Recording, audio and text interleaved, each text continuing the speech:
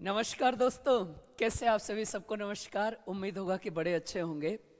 आज का जो सेशन है वो बहुत ही इंपॉर्टेंट सेशन है, जो पेपर में डायरेक्ट क्वेश्चन आएगा और वो होगा बजट 2024-2025। लेकिन याद रखना, ये अंतरिम बजट है। ये अंतरिम बजट है। अंतरिम बजट वो बजट कहलाता है। देखो, एक होता है रेगुलर बजट जो साल में एक बार आता है, और अंतरिम बजट का मतलब होता है जो इंतरिम बजट होता है। इंतरिम, ये जो बजट होता है ये कुछ समयों के लिए होता है, कुछ समय के लिए, जैसे 3 से 4 महीने के लिए, कुछ समय के लिए होगा। जैसे कि मान लीजिए 1 फरवरी 2024 को बजट आया है, तो अभी क्या होगा कि चुनाव है और फिर से 2024 में नया सरकार बनेगा। तो ये 3-4 महीने के लिए ये बजट आया है, और जब फिर नई सरकार आ जाएगी तो फिर आगे बजट कंटिन्यू हो जाएगा। तो ये इंतरिम बजट है, कुछ समयों का बजट। अब जैसे जो पिछले साल वाला था वो कंप्लीट 1 साल का बजट था, क्योंकि उसमें कोई चुनाव थोड़ी आने वाला था, वो तो पूरा 1 साल था। तो इंतरिम बजट कुछ सालों का होता है, ठीक है। तो इसीलिए ये जो बजट है वो अंतरिम बजट है, और ये कुछ समय के लिए है, 3 से 4 महीने के लिए। आइए, सबसे पहले अगर मैं बात करूं तो अगर बजट का थोड़ा सा अगर इतिहास जानने की कोशिश करूं, थोड़ा सा, तो आपको अच्छा लगेगा, क्योंकि इतिहास बड़ा जरूरी है इसका। बिना इतिहास जाने आप कुछ नहीं कर पाएंगे।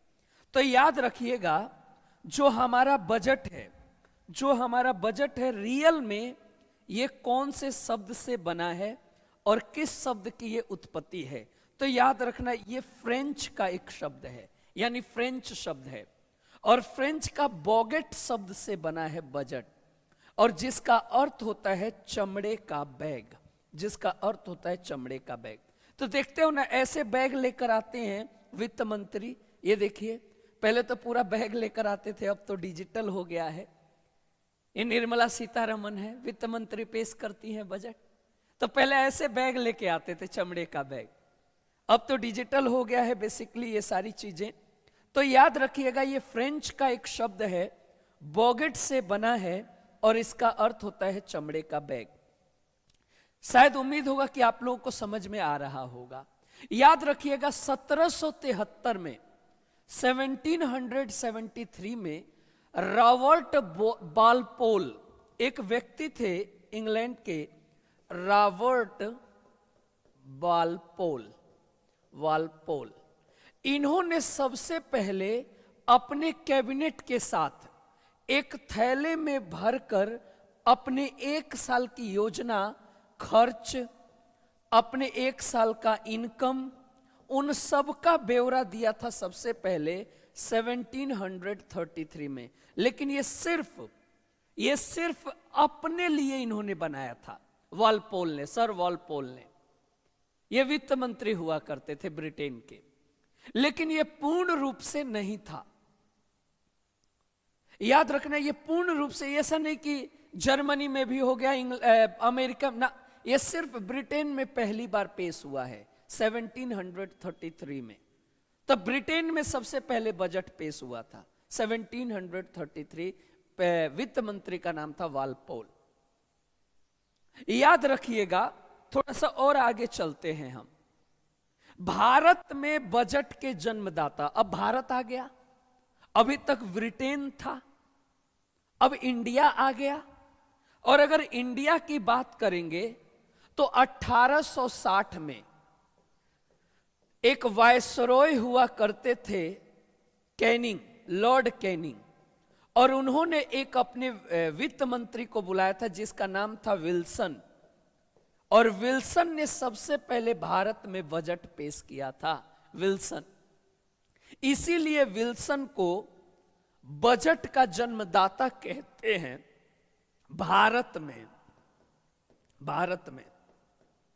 भारत में बजट के जन्मदाता कहते हैं। तो यह भी क्वेश्चन क्लियर। थोड़ा सा और आगे चलने की कोशिश करेंगे तो आजाद भारत में, ये तो हम आजाद नहीं थे, आजाद भारत में पहला बजट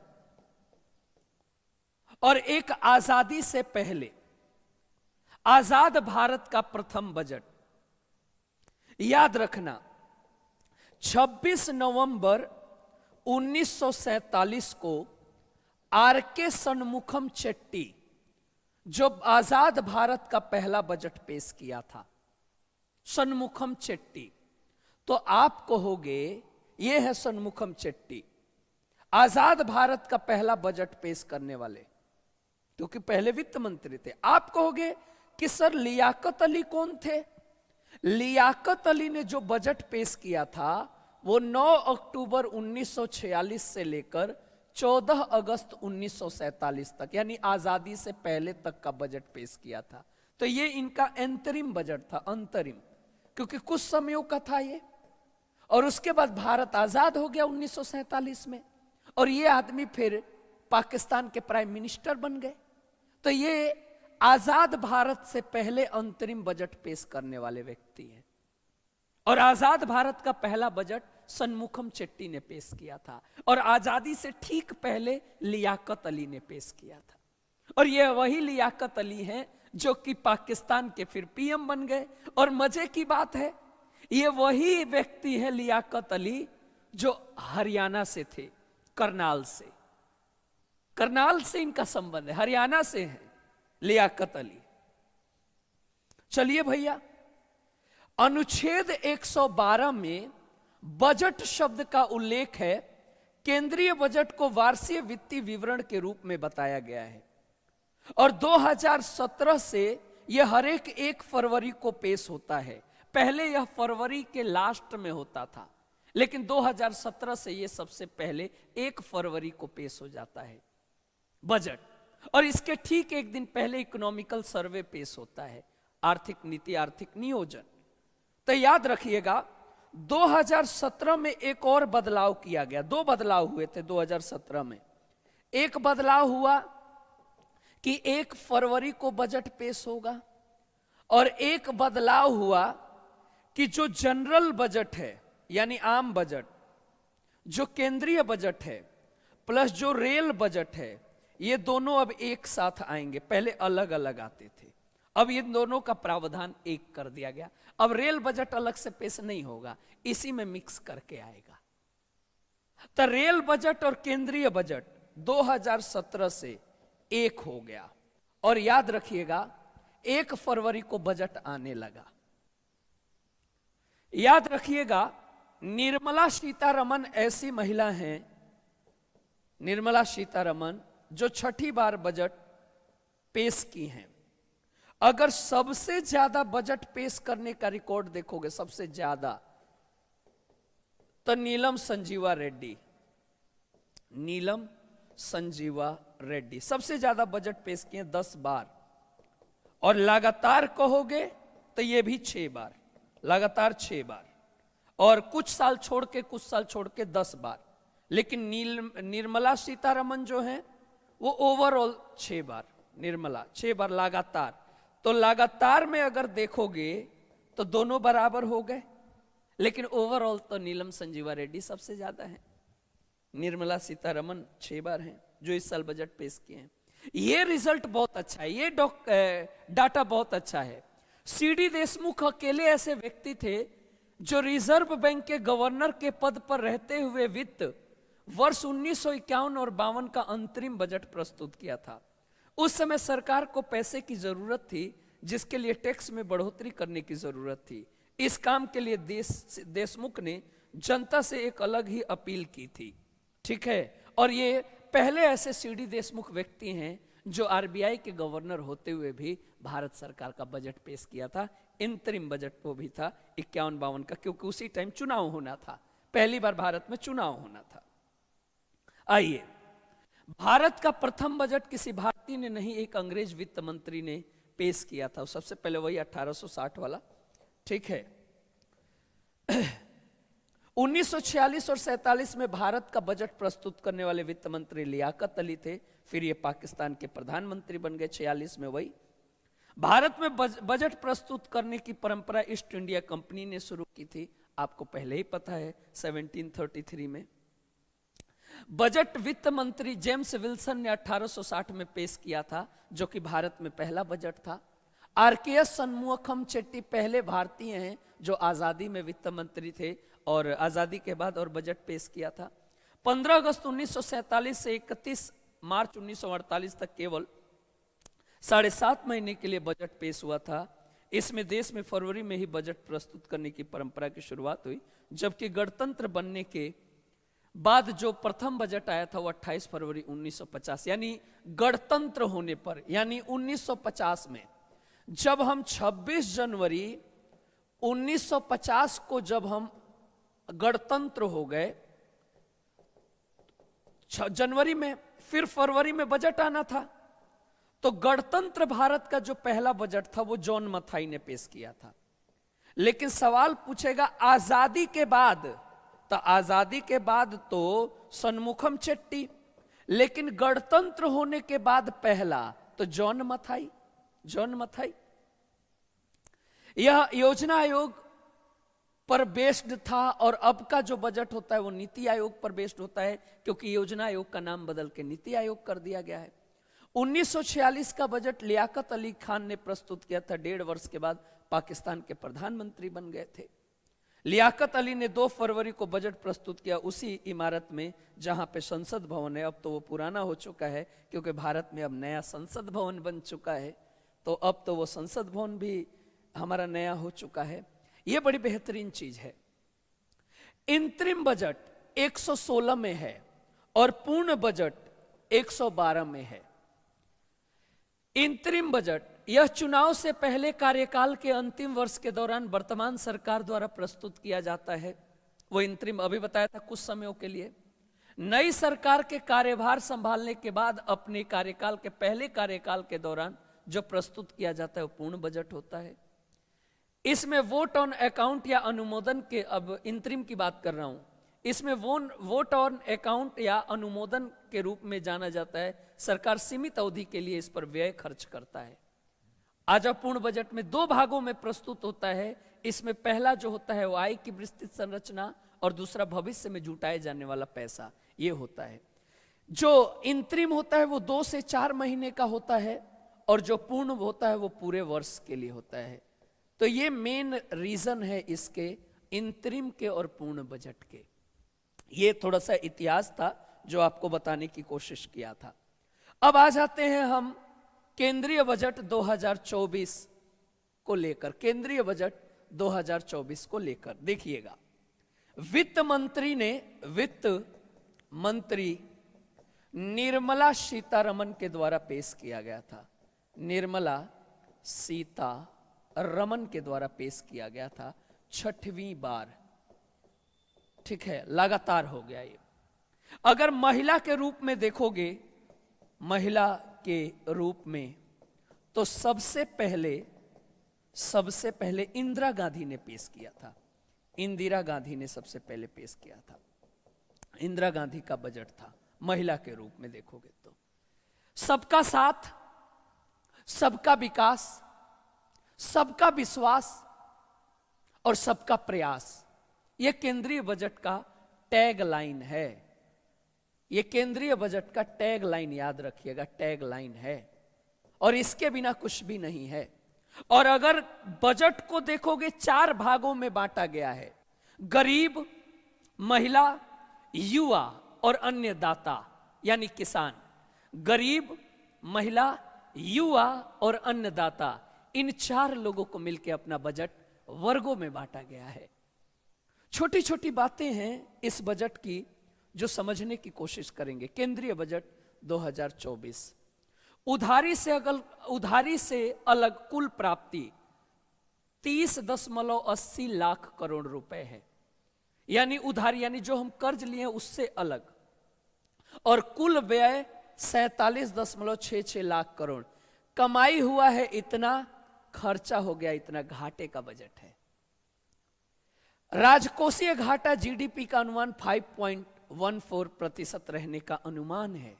ये आंकड़ा याद रखिएगा मेरे लाल, आंकड़े ही हैं इनमें, कुल 10 वर्षों में 25 करोड़ लोगों को बहुआयामी गरीबी से बाहर निकाला गया है। प्रधानमंत्री जनधन खाते के उपयोग से बैंक खातों में 34 लाख करोड़ रुपए का प्रत्यक्ष ट्रांसफर किया गया है। प्रधानमंत्री स्वनिधि योजना के तहत 78 लाख फेरी वालों को ऋण सहायता प्रदान की गई है, जो घूम घूम कर चीजें बेचते। 78 लाख फेरी वालों को इतनी सारी सर्विसेज मिली हैं। प्रधानमंत्री विश्वकर्मा योजना के तहत 18 व्यवसायों से जुड़े कारीगर और शिल्पकारों को एंड टू एंड मदद की गई है। प्रधानमंत्री किसान सम्मान योजना के तहत 11.8 करोड़ किसानों को वित्तीय सहायता प्रदान की गई है, यानी इतना करोड़ किसानों को वित्तीय सहायता प्राप्त की गई है। चलिए भैया, प्रधानमंत्री फसल बीमा के तहत 4 करोड़ किसानों को फसल बीमा उपलब्ध कराया गया है। मुद्रा योजना के तहत 30 करोड़ ऋण कर्ज महिला उद्यमी को 30 करोड़ रुपए कर्ज दिया गया है महिला उद्यमी को। प्रधानमंत्री आवास योजना के तहत 70% मकान ग्रामीण महिलाओं को दिए गए हैं, जो ग्रामीण महिलाएं हैं। आंकड़े याद रखना है मेरे लाल, और इसकी पीडीएफ गैलेक्सी एक्सिस टेलीग्राम पर आज उपलब्ध करा दूंगा, तो आप लोग इसकी पीडीएफ भी देख सकते हैं, सेम पीडीएफ। आइए, अगले 5 वर्षों में 2 करोड़ अतिरिक्त मकान बनाने का लक्ष्य है। छत पर सौर प्रणाली रूफ टॉप सोलराइजेशन योजना लगभग 1 करोड़ परिवार को प्राप्त होगा। छत पर सौर प्रणाली लगाने से 1 करोड़ परिवार हर महीने 300 यूनिट तक निःशुल्क बिजली प्राप्त करेगा। स्टार लगा लीजिएगा मेरे लाल, यहां से सीधा क्वेश्चन उठेगा और फिर कहोगे कि सर कैसे कैसे सवाल आ जाते हैं। आंकड़े बजट में आंकड़े ही तो मेन है, और कोई चीज मेन नहीं है मेरे लाल, आंकड़े ही मेन है। प्रधानमंत्री किसान संपदा योजना से 38 लाख किसान लाभान्वित हुए।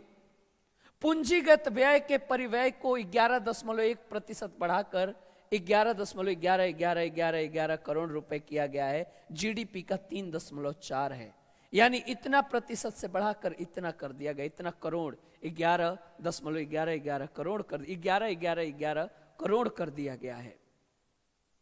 40,000 सामान्य रेल डिब्बों को वंदे भारत मानकों के अनुरूप में बदला जाएगा, यानी स्पेशल मजबूत। जैसे वंदे भारत ट्रेन देखा है, बिल्कुल टेक्नोलॉजी से लैस 40,000 रेलवे डिब्बों को उनमें बदला जाएगा, क्योंकि केंद्रीय बजट का ये प्रोजेक्ट है। देश में हवाई अड्डों की संख्या 149 कर दी गई है और 2030 तक 100 मीट्रिक टन कोयला गैसीकरण और तरलीकरण क्षमता स्थापित की गई है, और 2047 तक भारत विकसित देशों में शामिल होने की बिल्कुल कगार पे, विकसित देश बन जाएगा। और फिर कहोगे कि सर ये आंकड़े बड़ी दुख देते हैं। अरे भैया, पेपर है, पढ़ना तो पड़ेगा। परिवहन के लिए कंप्रेस्ड टन कोयला, यानी कंप्रेस्ड कोयलीकरण क्षमता की चीजें बनाई जाएंगी परिवहन के लिए। परिवहन के लिए कंप्रेस्ड नेचुरल गैस और घरेलू परियोजनाओं के लिए पाइप्ड नेचुरल गैस में कंप्रेस्ड बायोगैस के चीजें उपलब्ध कराई जाएंगी, यानी जो घर में हम गैस यूज करते हैं उनको भी हम थोड़ा और प्यूरिफाइड करेंगे। ये सरकार की योजना है, कंप्रेस्ड नेचुरल गैस। प्रत्यक्ष करों की मौजूदा दरों की बरकरार रखा गया है, यानी जो स्लैब थे वो पुराने वाले हैं, कोई चेंज नहीं है। अप्रत्यक्ष कर और आयतन शुल्कों की वर्तमान दरों में वही का वही बरकरार रखा गया, कोई चेंजेस नहीं है। कर रिटर्न प्रोसेस करने की औसत समय सीमा 2013-14 को 93 दिन से घटाकर अब 10 दिन रह गई है, यानी इस चीजों में थोड़ी सी चेंजेस की गई हैं। सर्विसेज को फास्ट किया गया है। इस वर्ष औसतम मासिक सकल संग्रह दोगुना होकर 1.66 लाख करोड़ रुपए बढ़ गया है। कुल व्यय 47,65,768 करोड़ रुपए, 47,65,768 करोड़ रुपए अनुमान लगाया गया है, और कुल प्राप्ति उधारी छोड़कर लगभग 30,80,274 करोड़ रुपए हमारे पास आया। वही तो कहा था, आया है 30, खर्चा हुआ है 47, तो घाटे का चीज है जी, शुरू में ही बताया था आपको।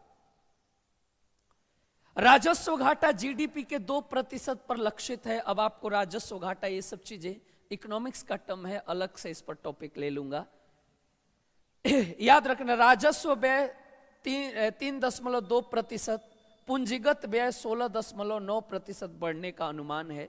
जीडीपी वृद्धि का अनुमान, नॉमिनल जीडीपी 10.5% की दर से बढ़ने की उम्मीद। देखो, एक नॉमिनल जीडीपी होता है, नॉमिनल, और एक होता है रियल। रियल हमेशा कांस्टेंट पर बढ़ता है, यानी कांस्टेंट, और नॉमिनल हमेशा करंट प्राइस पर होता है, करंट प्राइस पर होता है। जैसे कि मान लो 2016 में 10 वस्तु को बनाने में 20 रुपए खर्च होता था, यानी एक वस्तु की कीमत 20 रुपए थी, और 10 वस्तु बनाओगे तो 200। 2017 में 8 वस्तु को बनाने पर 30 रुपए खर्च होता था, तो 240 रुपए हो गए। 2019 में 5 वस्तु को बनाने पर 50 रुपए खर्च होता है, यानी 250। ये देखो चेंज हो रहा है, क्वांटिटी भी चेंज हो रहा है, रुपया भी चेंज हो रहा है, लेकिन रियल में रेट फिक्स है। 10 वस्तु को बनाया 20 रुपए, यानी 200। 8 वस्तु बनाया 20 रुपए, 160। 5 वस्तु बनाया 20 रुपए, रेट फिक्स है, रियल जीडीपी। इसमें सब चीज चेंज होता है करंट के हिसाब से, नॉमिनल जीडीपी, रियल जीडीपी। अगर जीडीपी डिफ्लेटर देखोगे, डिफ्लेटर, तो इसका फॉर्मूला होता है nominal upon real into 100। Nominal GDP upon real GDP into 100। जैसे कि हमने ये निकाला नॉमिनल, इनको जोड़ लो, हमने निकाला रियल, इनको जोड़ लो, और नॉमिनल ऊपर रियल नीचे, इंटू 100, आपका जीडीपी डिफ्लेटर निकल के आ जाएगा। तो ये सब इकोनॉमिक्स के टर्म हैं, आप लोग और भी अच्छे से पढ़ोगे तो आप कहोगे तो इस पर एक मैं पॉइंट बना दूंगा। पहला भारतीय बजट वही बात है, विल्सन ने पेश किया था। स्वतंत्र भारत का पहला सन्मुखम चेट्टी ने पेश किया था। बजट पेश करने वाले पहले प्रधानमंत्रियों में शामिल थे पंडित जवाहरलाल नेहरू, आपको पता है। ये सब के सब मैंने बता रखा है। सबसे अधिक संख्या में बजट पेश किए हैं मोरारजी देसाई। बजट पेश करने की तारीख 1 फरवरी रखी गई है। बजट का शाब्दिक अर्थ होता है चमड़े का बैग, जो आपको पहले ही पता है। आम बजट और रेल बजट एक साथ पेश हुआ करते थे, 17 से पेश हो रहे हैं। बजट पेश करने वाली पहली महिला इंदिरा गांधी हैं। बजट का संविधान में उल्लेख 112 है और अंतरिम बजट 116 है। ठीक है, चलिए। वित्त मंत्री निर्मला सीतारमण ने 2025 में 24 में अपना छठा बजट पेश किया है। 2024-25 में मनरेगा का सबसे अधिक आवंटन 86,000 करोड़ रुपए है। 2024 में प्रधानमंत्री आवास योजना के लिए 80,671 करोड़ रुपए दूसरे नंबर पे आवंटन हुआ है। जल जीवन मिशन के तहत 70,163 करोड़ रुपए तीसरे नंबर पे सर्वाधिक आवंटन है। ये आंकड़े आपको दिल में बिठाने पड़ेंगे, दिल में बिठाने पड़ेंगे। 86,000, 80,000, 70,000 बिठा लेना दिल में। विशिष्ट मंत्रालयों को दिए गए आवंटन, ministry of consumer affairs and, ये सब करोड़ रुपए हैं, यानी 2.13 लाख करोड़ रुपए। इस पर मैं अलग से आपका आंकड़ा दे दूंगा। ये रहे करोड़ में आपको दिए गए हैं आंकड़े, आपको ये दे देता हूं मैं, ये रहे आपके आंकड़े। हाँ, ये देखिए लाख करोड़ में ये है। Ministry of defence 6.2 lakh crore. Ministry of road वाला, मिनिस्ट्री ऑफ रोड जो है, ये मैं आपको देता हूं। हाँ, ये लाख करोड़ में ये आंकड़े हैं। देखिए, ministry of defence 6.2 lakh crore, ministry of road and transport 2.78 lakh crore, ministry of rail 2.55 lakh crore, consumer affair 2.55 lakh crore, consumer affair 2.13 lakh crore, railway 2.55, transport 2.78 और डिफेंस 6.2 लाख करोड़। ठीक है, लाख करोड़ में ये आवंटन है। देखिएगा, थोड़ा सा और आगे चलते हैं तो मिनिस्ट्री ऑफ होम को मिला है 2.03 lakh crore, rural and development को 1.77 मिला है और केमिकल एंड फर्टिलाइजर को 1.68 मिला है। ठीक है, 1.68 मिला है जी। थोड़ा सा और आगे आइए, कम्युनिकेशन को 1.37 लाख करोड़ मिला है और एग्रीकल्चर एंड फार्मर्स को 1.27 लाख करोड़ मिला है। तो ये आंकड़े हैं, इसको आपको छोड़ने नहीं है, आंकड़े रटने हैं और जितना ज्यादा रट दिए काम बन जाएगा जी। चलिए, ये सब तो आपको बता ही दिया, ये सब तो आपको बता ही दिया है, अभी बता के ही तो आए हैं। विशिष्ट मंत्रालय, बिल्कुल ठीक है। रक्षा मंत्रालय, ये देखिए रक्षा मंत्रालय, रक्षा की बातें आ जाए, 6.21 लाख करोड़, 13 कुल बजट का 13.4% है, 13 और पहले वाले बजट से 4.72% अधिक है, अधिक है। रक्षा पेंशन आवंटन 141 यानी 1,41,205 करोड़ पेंशन के लिए गया है। रक्षा पेंशन बजट जो है वो पहले से 2.17% अधिक है।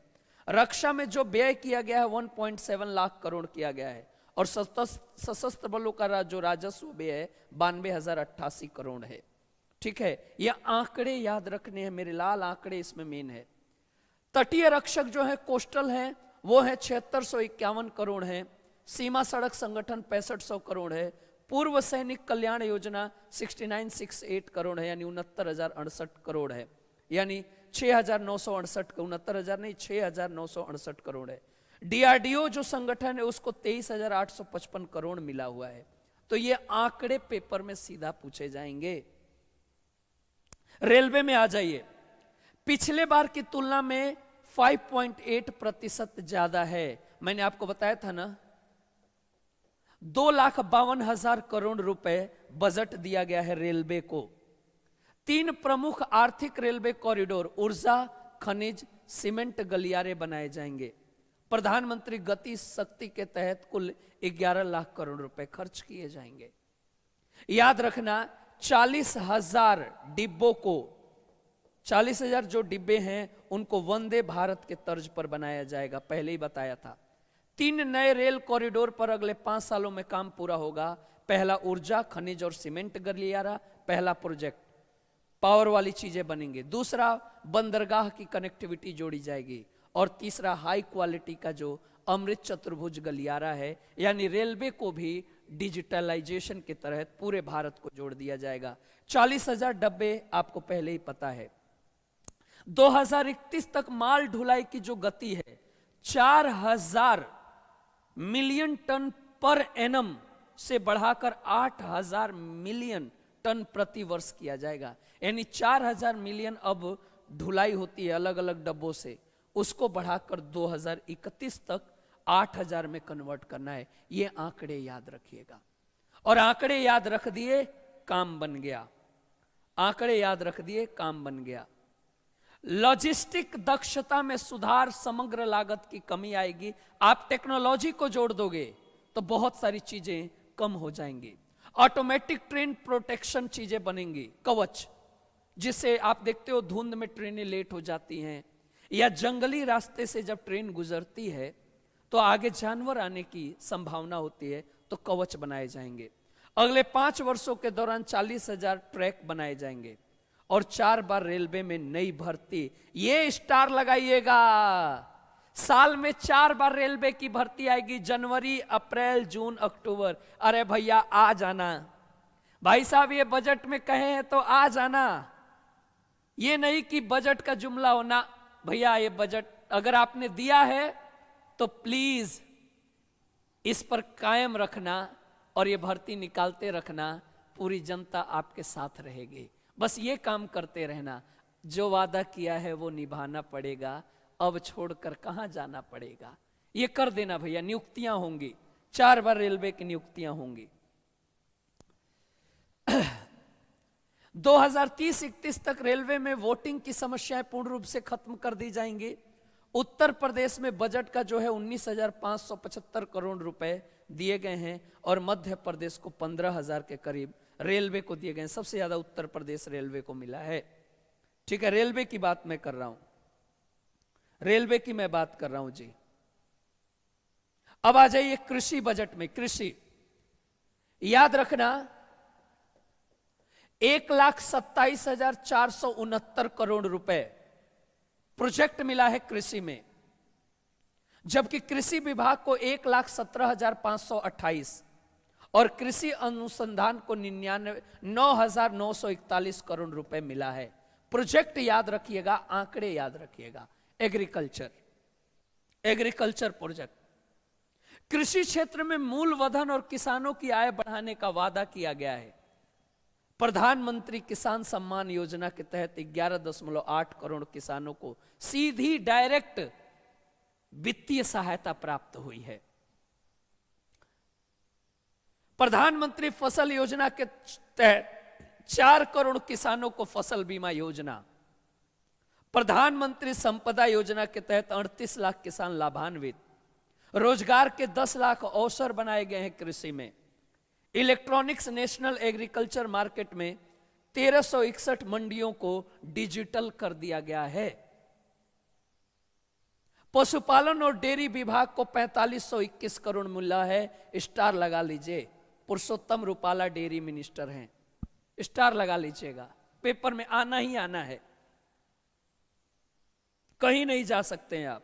स्वास्थ्य विभाग, क्या बात है, इकाई दहाई से 90,658 करोड़ रुपए प्राप्त हुआ है, जो पहले से 5.8% ज्यादा है।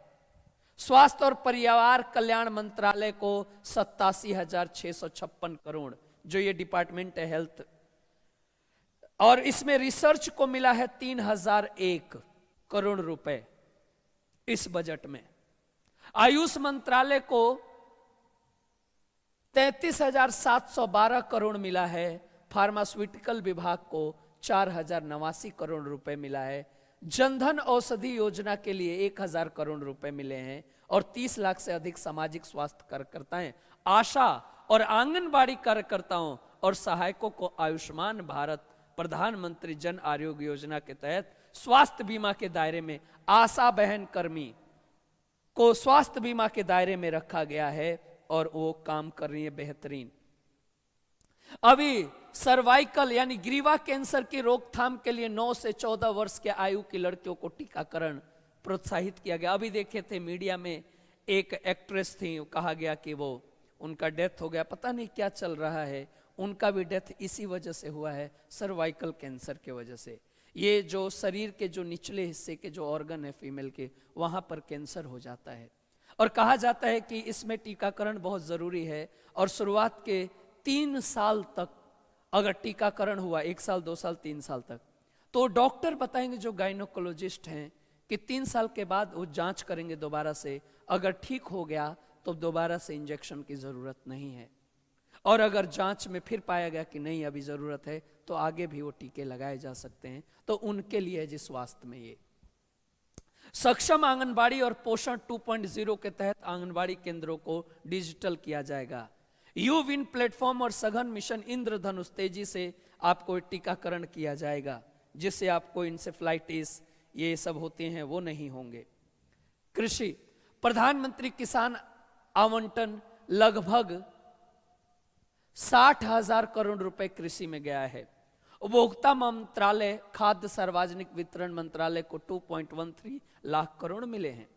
खाद्य और सार्वजनिक वितरण विभाग को लगभग 2,13,019 करोड़ रुपए मिले हैं और रासायनिक और उर्वरक मंत्रालय को 1.68 लाख करोड़ रुपए प्राप्त हुआ है। आंकड़े याद रखना है मेरे लाल, आंकड़े याद रखना है। तो आपको ये फीचर्स याद किए, ये देखिए, सबका साथ सबका विकास, सबका साथ सबका विकास सबका विश्वास, डेवलपमेंट इंडिया। 2047 तक हमने कहा तो था कि हम पूर्ण विकसित हो जाएंगे, डेवलपमेंट इंडिया। और क्या चाहिए, विजन, यही तो अपना विजन है, 47 तक का विजन है कि हम विकसित भारत हो जाएंगे। तो आपसे पेपर में यही तो पूछ लेगा कि विकसित भारत की क्या योजना है। ये देखिए, सबका साथ सबका विकास, ये देखिए, ये देखिए। और क्या चाहिए मेरे लाल, और क्या चाहिए आपको, और क्या ही चाहिए आपको। चलिए ये थोड़ा सा समझने की कोशिश करना, ये थोड़ा सा रुपया कहां से आता है ये देखिए। मान लेते हैं रुपया, देखो कहां से आता है। देखिए जो हमारे पास पैसा कमाई आता है सरकार की, देखिए जब हम कहीं से उधारी लेते हैं तो 28% उधारी से आता है। अगर 100% आप ले रहे हो, मान लेते हैं 100% हमारे पास पैसा है, तो 28 जो % पैसा है वो उधारी से, विदेशी उधारी से आता है। 7% नॉन टैक्स से, 1% नॉन डेबिट कैपिटल रिसीट से, और 4% कस्टम से आता है। जीएसटी से 18% आता है, कॉरपोरेट टैक्स से 70%, एक्साइज से 5%, इनकम टैक्स से 19%। यहां से हमारा पैसा आता है। और याद रखिएगा मेरे दोस्त, मेरे लाल, और पैसा खर्च कहां से होता है सरकार का, वहां आइए जरा। सरकार का पैसा खर्च कहां से होता है वो जरा देखिए, वो देखिए जरा। यानी जो हम कर्ज लिए हुए हैं उसका इंटरेस्ट भी तो देते हैं 20%। स्पॉन्सर्ड, जो सेंट्रल के स्पॉन्सर्ड स्कीम है 8% खर्च करते हैं। जो सरकार सब्सिडी देती है 6%, जो डिफेंस में खर्चा करती है 8%, सेंट्रल सेक्टर स्कीम में 16%, फिनेंस कमीशन एंड ट्रांसफर्स में 8%, स्टेट को टैक्स एंड ड्यूटी जो शेयर करती है 20%, अदर एक्सपेंडिचर में हम 9% खर्च करते हैं, और पेंशन में हम 4% खर्च करते हैं। सरकार यहां खर्च करती है। रुपीज गोज टू और रुपीज कम टू, यानी यहां से हमारा पैसा आता है, और आपको मैंने बताया यहां हमारा पैसा जाता है। तो शायद मेरे हिसाब से आपने ये बजट देख लिया। पीडीएफ जो है आपको गैलेक्सी एक्सिस के टेलीग्राम पर मिल जाएगा। आप जुड़िए और वहां से अपना पीडीएफ भी ले लीजिए। तब तक के लिए दीजिए हमें इजाजत। नमस्कार दोस्तों।